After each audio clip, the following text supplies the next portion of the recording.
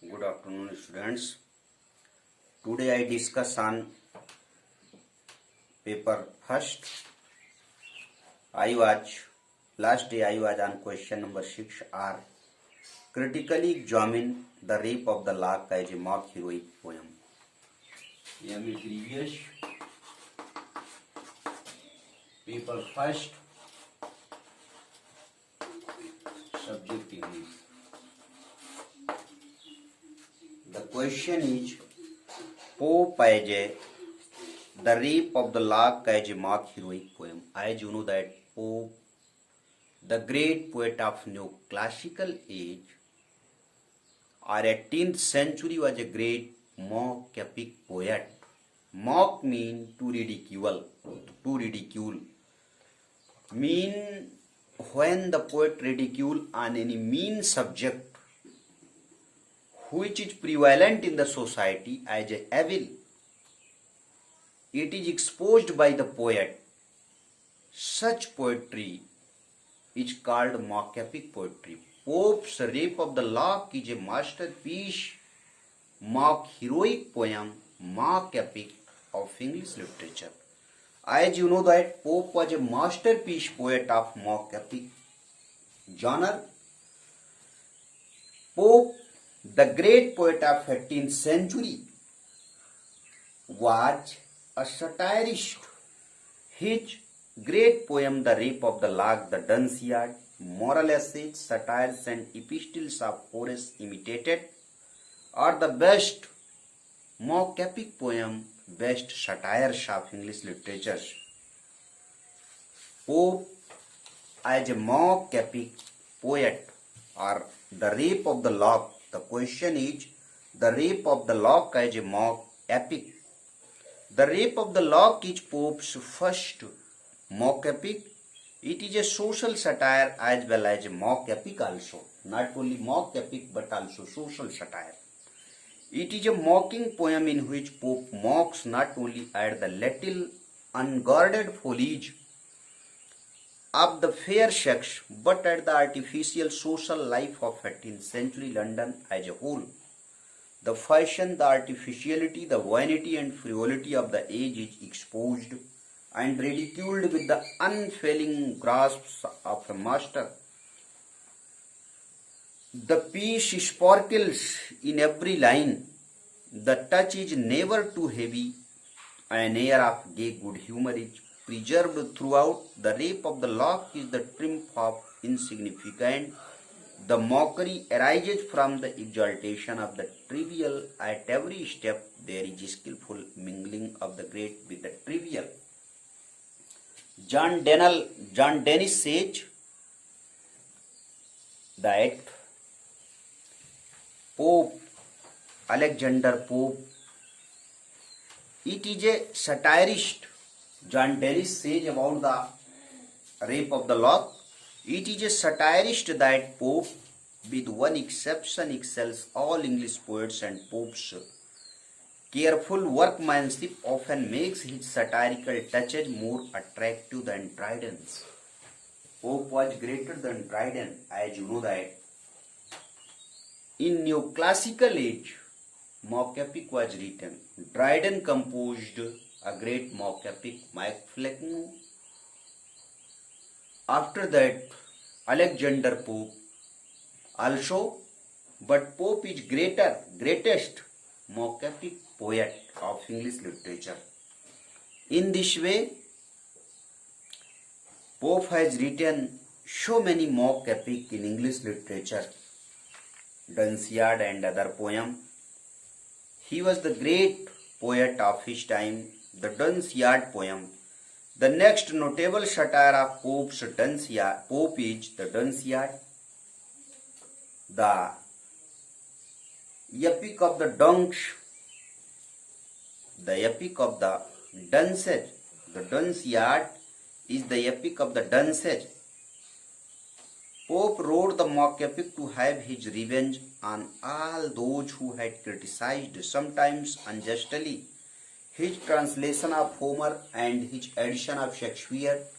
He had planned his revenge carefully, and now he came out with a devastating attack on a number of poetasters and high writers of Crab Street. Theobald, the noted Shakespearean scholar, was first crowned the hero of Dunsland, but in the fourth book of the second edition, this humor was transferred to Shibbar also. He writes with singular vehemence and virulency and seems to be enjoying the pain thus inflicted on the victims of his wrath. The essays and epistles also written. The moral essays and satires and epistles are the final and crowning efforts of the poet's genius. They contain his finest workmanship. As a satirist and will be ever read with more pleasure than the Dunciad, Pope boldly satirizes corruption in high places. With exemplary fearlessness, he lashes vice and fosters virtue. Pope's satirical portraits. Pope's fort was satirical portraiture, and we get the best of his portraits in the satires and epistles, more especially in the epistles to Arbuthnot. The portrait of Addison as Atticus and of Lord Halifax as Buffo are classics of satirical portraiture. They remain unmatched for their force, vividness, accuracy, and precision. In the whole range of satire literature, conclusion, Pope's power and range of satire was indeed unrivaled. If he could be coarse, waspish, malignant, he could also be warm, tender, and affectionate. This aspect of his character is fully brought out by his masterpiece, the Epistle to Dr. Arbuthnot. He used only one instrument, but he used it effectively and carried it to perfection. For energy Dryden and for Polish Pope are the culminating points of classical satire in verse in the English language, Hugh Walker has said. Some other satirists also in the 18th century, satire was everywhere. Religious and political satire, rural and urban tensions, the tensions caused by the conflict between the rising merchant class and the older aristocracy, all predisposed the age to satire. Besides Pope, there was a number of other satirists who tried their hand at verse satire. The chief of them were Matthew Prior, John Gray, and Edward Young, Dr. Johnson also. In this way, so many satirists were. The next question from section B become, discuss Spencer as poet's poet. The next question from section C become on this. As you know that Spencer was a great poet of Elizabethan age. He is called poet's poet. Charles Lamb has said Spencer the poet's poet. Spencer is called poet's poet by Charles Lamb. He is famous for his pictorial style in English literature. His poetry is pictorial poetry.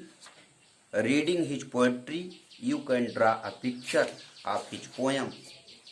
Spencer as the poet's poet. Charles Lamb made the most fitting criticism of Spencer when he called him the poet's poet. His greatness was immediately recognized with his first publication, and his influence has continued to grow ever since, and he has caused more poets and more eminent ones than any other writers of English verse. Throughout the 17th, 18th, and 19th centuries, a host of poets followed him, called him their master, and exalted him as their guide and mentor also. Milton, Browne, and the two Fletchers were his professed disciples. Cowley tells us that he became a poet by reading The Fairy Queen when a boy. Dryden freely acknowledged that Spenser had been his master in English and adds that no man was ever born with a greater genius or more knowledge to support it. That is, Dryden said that Spenser was the great poet of his time. Thomson referred to him as my master Spenser. Thomson had said Spenser that my master Spenser and wrote in this way. In the next video I shall meet you again. Thanks.